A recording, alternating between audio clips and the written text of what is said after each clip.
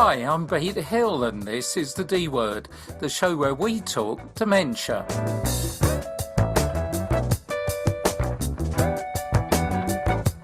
Welcome along, glad you could join me for another hour of dementia chat and music. This week our focus is on carers, as my guest is Mark Nutting, author of the Alzheimer's A to Z Caregivers Handbook, a guide written out of the experience of caring for his mum Carmela. So put the kettle on and break out the good biscuits, as Mark will be joining me right after something new from the Gorrel.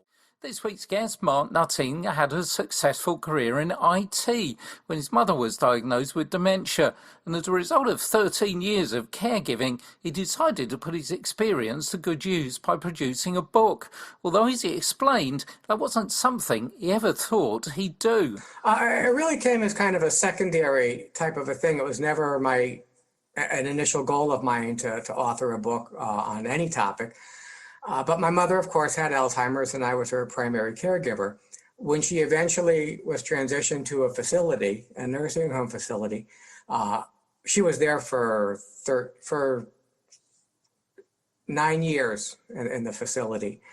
And because I was there so long, and she was in a dementia unit for most of those years, and because I was there so long and there every day, a lot of the other family members got to know me, and they would come up and they would, talk about issues they were having, either just relating to their loved one who was living with dementia, or working with the facility, because they knew I'd been there for so long and was very familiar with everything and kind of knew my way around. So, I would share, my experiences with them and a little bit of my advice. And several years into it, probably about halfway through, I thought, geez, if I could put these in writing and come up with a little small handbook, I could help, many more caregivers that I don't see in person, that I don't know, that are outside of my, local influence. And I could maybe help a lot more people. So I actually started a little bit of an outline, a topic outline, probably 4 or 5 years before I wrote it. And then I just continued to care for my mom. And it wasn't until after she had passed away in 2017, probably about a year later, I said, you really should get back to that. And so I did.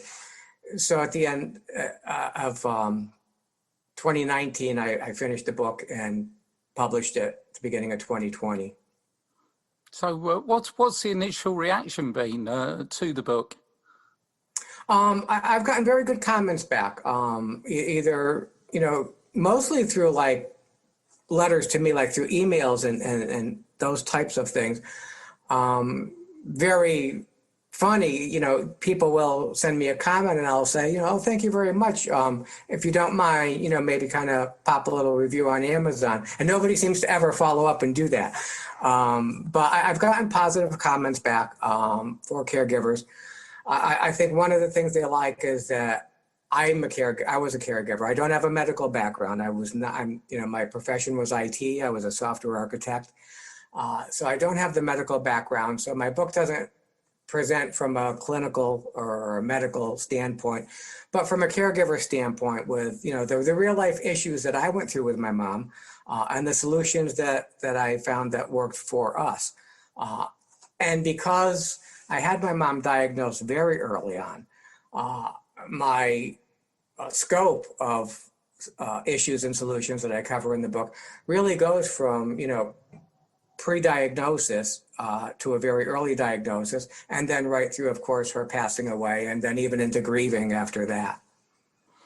And I like the byline on the book, which is written by one caregiver for another, which, as you say, I think is really important because, there are books out there about caring and those kind of things, but a lot of them tend to me to be more medically based and kind of more like textbooks, if you like.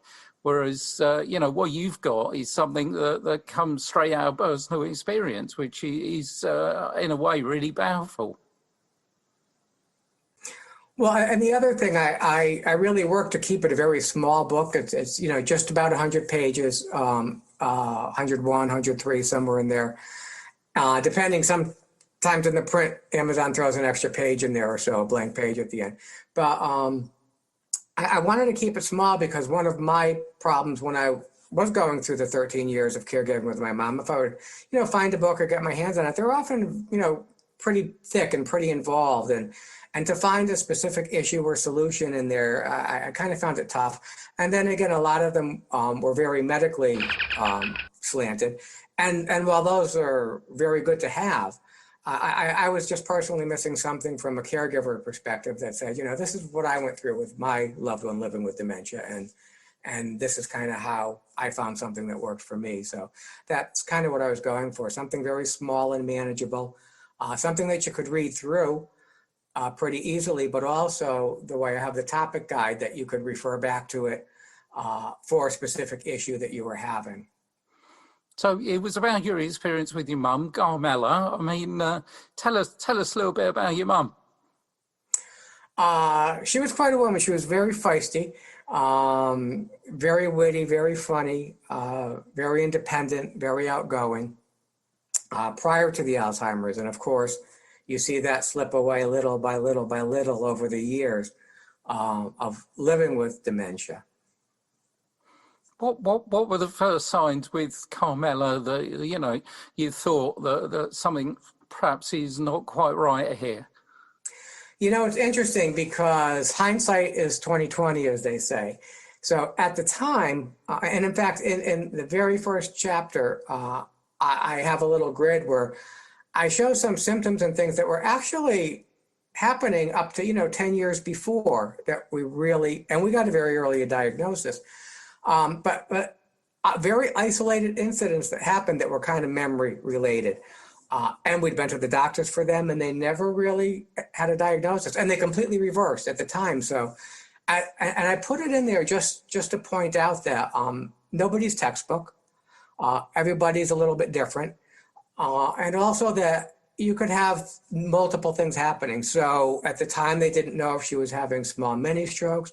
And they never really, even once she was fully diagnosed with dementia many years later, and even when we looked back, nobody could really tell, well, was that really related? Was it not related? So it's hard to tell, but I'd say close to the time I had her evaluated, she started showing what initially appeared to be normal aging, cognitive impairment, just some mild memory issues, a little forgetfulness here or there, grasp for a word here or there.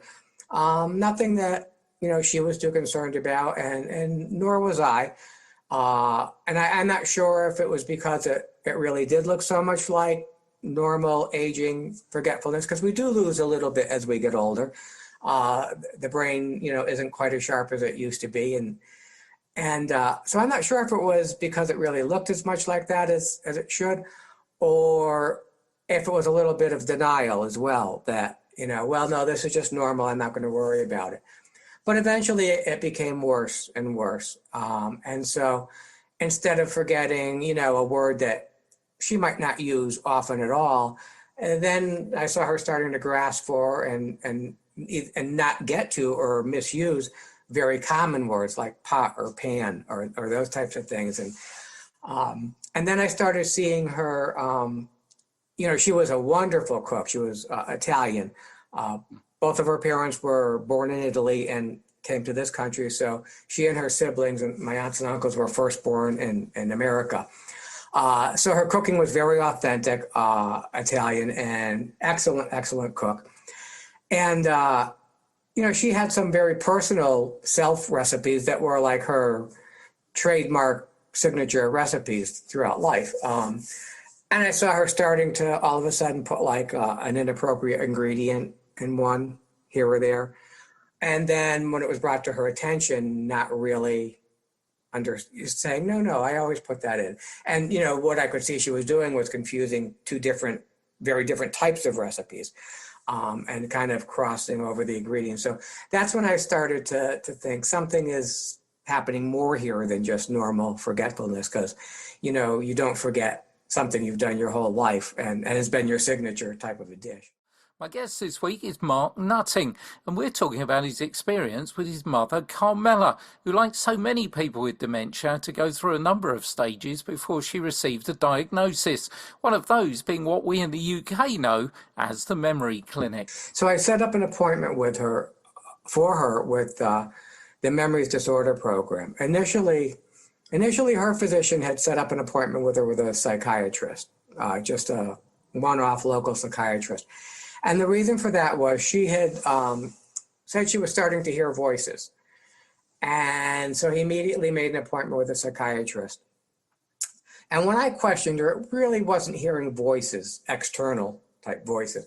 It was more, she'd say, if she was, standing alone, putting her makeup on in the mirror or something, words would just arbitrarily pop into her head that nothing she would think about, and the example she gave is she would just be doing her hair and all of a sudden the word astronaut would pop into her head, something she doesn't think about at all. So I called that psychiatrist ahead and I said, I just want to tell you what's going on so we don't waste your time and ours. I'm not sure that this is probably the best place for us to be going. And when I told him what she was said about the auditory hallucinations and then some of the other memory issues that were going on, he said, no, you're right. I'm not the best, first person to come to. And he recommended a place that I'd already heard about from 2 or 3 other sources. I'd kind of been looking at some other geriatric and dementia and assisted living type places. And the program called the Memory Disorders Program, which is a program at a local hospital here in Massachusetts, was recommended by many, and he also recommended it. So I made an appointment there. And that was very good because it consisted of a psychologist, a neuropsychologist, a psychiatrist, and it was all overseen by a nurse practitioner. She kind of managed the program, managed the 3 physicians. So you went there and she coordinated everything. You saw each doctor, they all did all their testing up front. And of course, particularly back then, they weren't even doing the PET scans and the MRIs on brain. So back then, it was really a process of elimination. Let's eliminate everything else through blood work and other tests to come to the diagnosis of dementia with probable Alzheimer's at the time. And again, she was very, very, very early on at the time. She was still living alone, independently, still doing everything she needed to for her daily living activities, preparing her food. She was still driving. Although I was very lucky and she really brought her in her own scope as she felt uncomfortable with things. So she really very quickly stopped driving at night. She really very quickly stopped driving more than just a couple mile radius. She would, go to a local store and back. And then after that point, anytime she needed to go further to a doctor or something, then myself or my brother would, pick her up and take her. She became less and less comfortable, for which I was grateful, of driving longer distances. So we went to the, I'm sorry, go ahead. No, I was going to say, when you actually got the diagnosis, how much did you know about dementia at that stage? Between the appointments and the testing, I had done a little bit of Googling and research, so I knew a little bit about it, not a lot. And so when they gave us the diagnosis, and then the first thing they talked about was, some medication, and we discussed those. And we personally had very good luck with one of the more common ones that they issue and use for early diagnosis dementia. Some people don't. We did. We had very good luck with that one for about 18 months, which was longer than they had said. They said 6 to 12 months, it might even things out. And we had very good luck with it for about 18 months. It really stabilized her and even appeared, and I say appeared, to regain a little bit of ground she lost. And really these medications, they treat the symptoms of dementia a little bit. They don't stop the progression. They don't even slow the actual physiological progression of the disease, what's actually happening in the brain with the plaques and tangles. but they help compensate for the communication issues that causes. So it really slows down some of the symptoms. So it buys some time. It gives you, again, they said 6 to 12 months. We got a good 18 months of stability of current quality of life. So that hadn't changed. And also time to plan. Some people, not my mother, but some people who are the one who is living with dementia and diagnosed can be very involved in making some of the arrangements and plans for the future. She really didn't want to do that.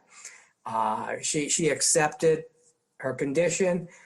She lived it day by day as best she could. And she said, I brought her, for instance, to many assisted living facilities, which I thought would have been a really good interim solution. And the ones I brought her to, she could have had her car there. So while she was still driving, that would have been fine. And my thinking was, then when she got to a point where she really couldn't live at home anymore and things were becoming more confusing to her, she would already be familiar and used to the place she was at. So that whole move wouldn't be a shock.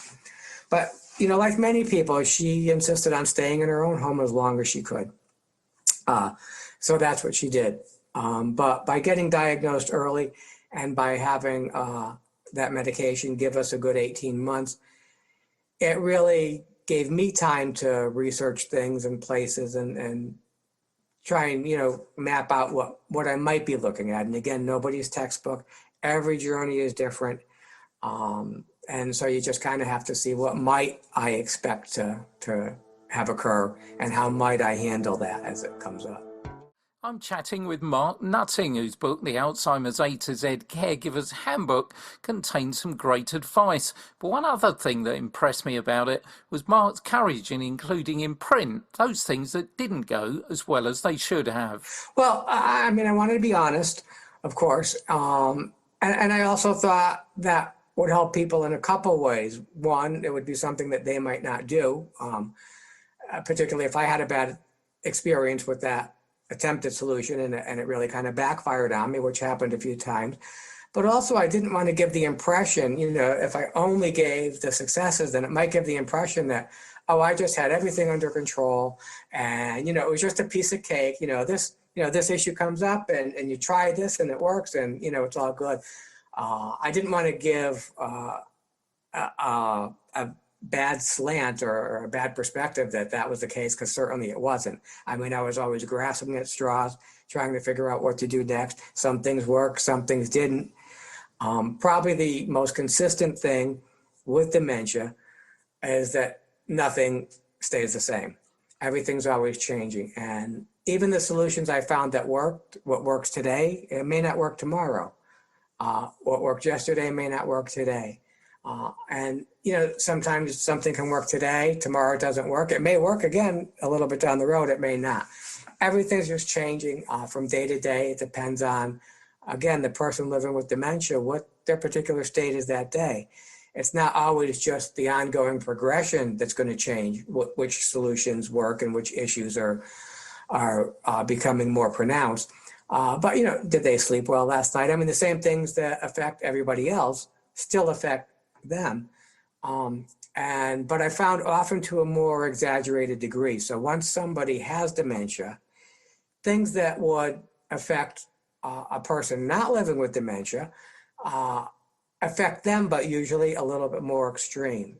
So if they haven't had sleep, it's going to make them more off than somebody who didn't have dementia. I found very quickly that a UTI, a urinary tract infection, extremely enhances the dementia. Like 100-fold. It was just to the point that, and because she had become prone to them, I could tell immediately. I lived 20 miles from my mom and I worked another 30 in the opposite direction. So when I was at work, I was 50 miles from her. So I saw, particularly in the beginning when she was quite independent and still doing well, I would see her on the weekends. I would talk to her most days on the phone, but I would see her on the weekends, 3-day weekends I had. So I would see her Friday, Saturday, Sunday. I'd go over, do whatever things she needed done, make sure she was stocked up with food for the week and those types of things. But I could tell immediately when I walked in, sometimes on the phone, but when I walked in, after the first couple of times, I could tell immediately if she had a UTI. She would just be so different. But that difference was always the same. The dementia was extreme and very exaggerated from where it had been like a day or two before. And always in the same way. And to the point that I could just pop her in the car. And fortunately, she had a good primary care physician who trusted me. After the first couple of times, I would pop her in the car, drive her to her local doctor without an appointment. I would just go in and say, I'd like her tested for a UTI. A lot of doctors would say, well, who are you, to say you want her tested for a UTI. Her doctor was very laid back, and that was a good thing. So he'd say, sure. And after the first couple of times of doing that, when I would bring her in and say, I'd like her tested for a UTI, he would not only test her, but he'd give her an antibiotic on the spot. He said, if you think she has a UTI, she probably has one.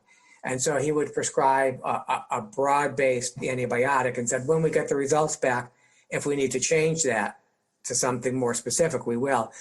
But usually he would give her that broad-based and it would be fine. So again, things that affect everybody affect somebody living with dementia or can affect them to a much greater degree to where you'll notice it. So initially, sometimes I would think, oh my God, her dementia has gotten so bad so quickly. But once she had the antibiotic and the UTI was resolved, she would go back to where she had been before that situation. And I guess, one of the other things that comes out is the importance for you of having someone strong and strong people around you as well to support you in your journey as a carer. And I know you picked out your Auntie Ellie, didn't you, as being a kind of a strong person there that was with you going through it. She was. And of course, that didn't just happen to materialize when my mom became affected with Alzheimer's. That's just the relationship we had in the family. I always said she was like a second mother, and she was. She was, my closest aunt, and probably the matriarch in the family after my grandmother passed. I used to, and she has since passed, but when she was alive, she was the one, if you kind of lose touch with cousins and things over the years just because of life, not because of problems, but because of life. People move to different states. She was the one I always knew what was happening with everybody in my family because everybody always communicated with Auntie Ellie, and that's how she was for everyone. Everybody liked to think it was, they were special, but she had that way of making everybody feel that they were special.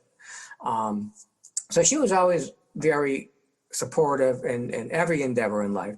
And of course, this was her sister. So when this began, she became both supportive of her and of me. And she was really my backup. When my mom was in the facility full time, I would go, 6 days a week, sometimes 5 in the earlier years, and then I moved up to 6. And she would go 3 days a week. And if it was a day that we both went, we intentionally wouldn't go at the same time. So I would go at breakfast and she would go at dinner, so that my mom, got 2 visits, and also we made sure 2 meals were getting properly, put into her. So she was definitely my backup in those ways. But yeah, definitely a strong supporter.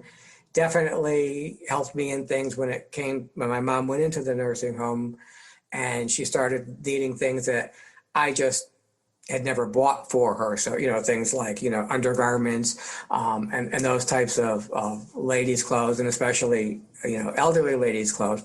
It was just something that I had no idea. So she'd say, oh, you go to this store, you go to the rack that has this brand and you buy this size. And I mean, she was really, really good about that. They used to wear a lot of the same types of things and brands anyway. So she kind of walked me through all that stuff. So yeah, it was definitely some hand holding in those areas, but also, again, just being there for my mom, being there for me when we needed it.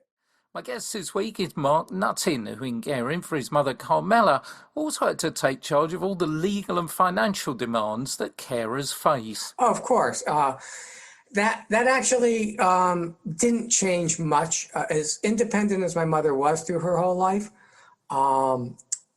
she kind of relegated all of those things to me anyway.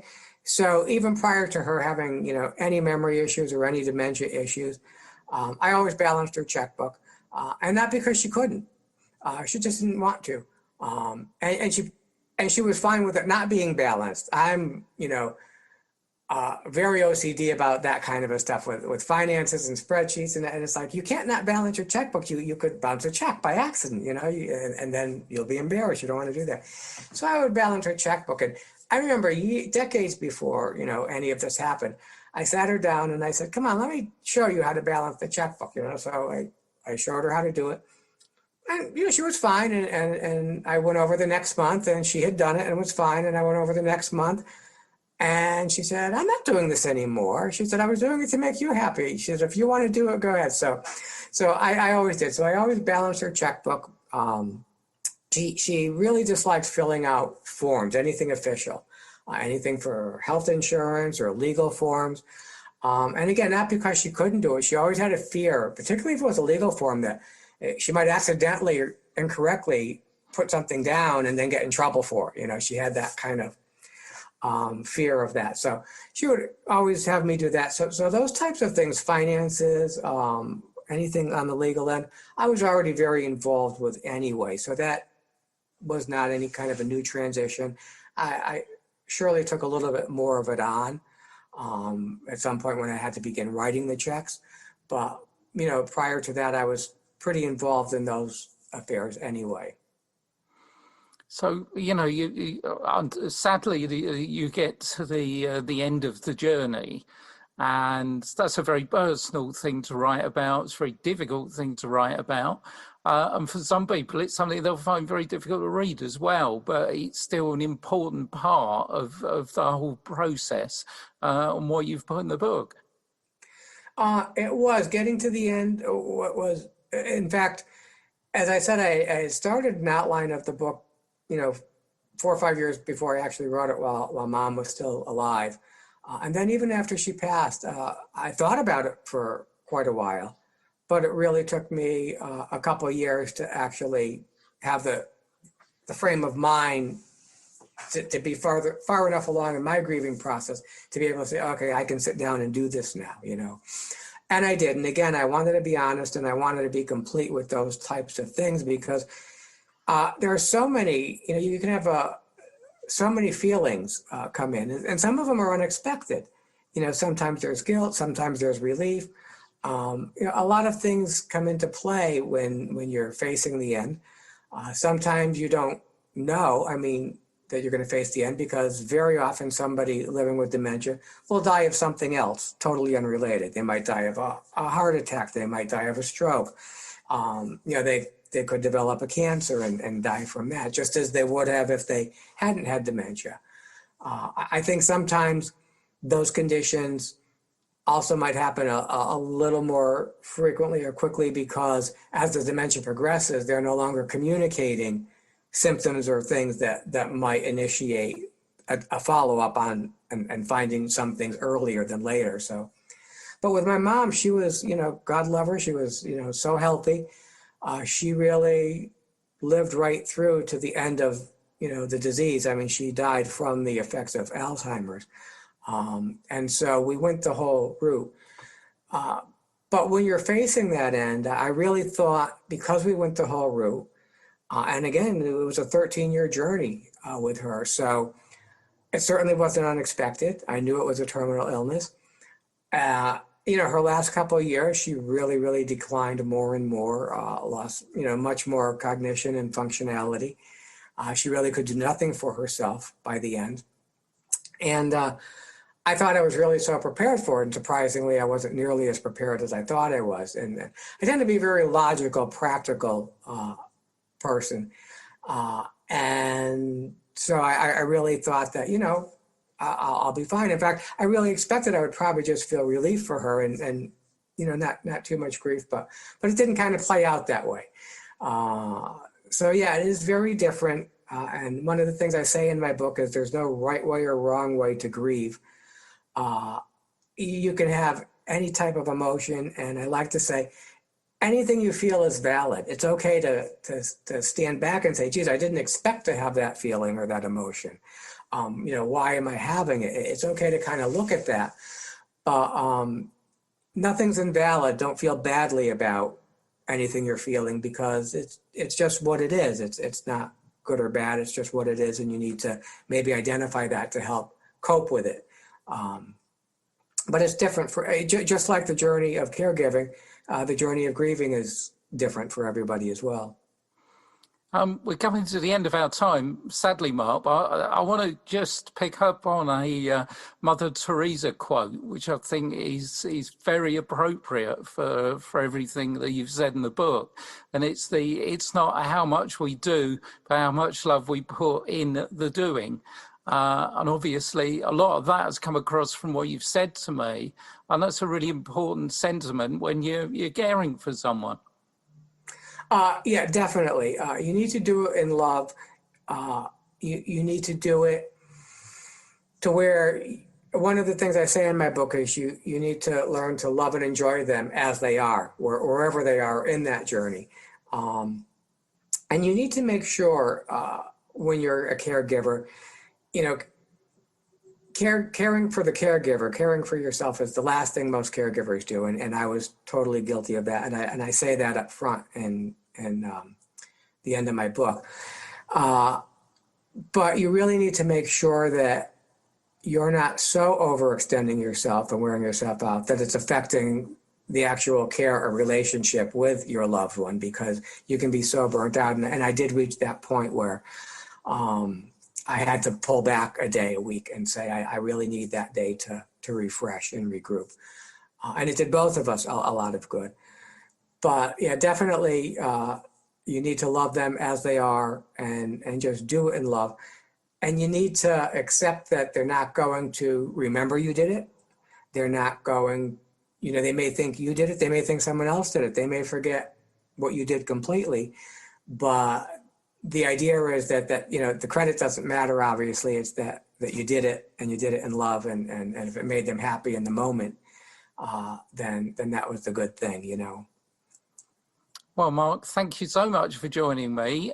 Thank you for the book as well. I'm sure a lot of carers would like me to say that, because it can be a very lonely time. It's unique to everybody, and every little bit of help that's out there is very important. And I think you've done, it's a real legacy for Carmela, the book that you've written, in the hope that it will help a lot of people through what you went through.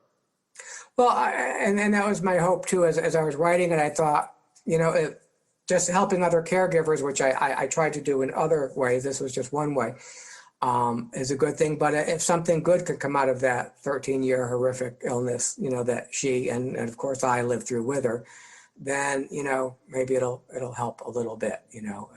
I think my theme through the whole book was trying to have my mom experience the best quality of life she could at every point in that, dementia journey. Wherever she was in that journey, what could I get her to be doing so that she could have the best quality of life at that point in time. Thanks, Mark. Thanks for joining me. Thank you, Pete. And again, thanks so much for inviting me. It was a pleasure to be part of your program.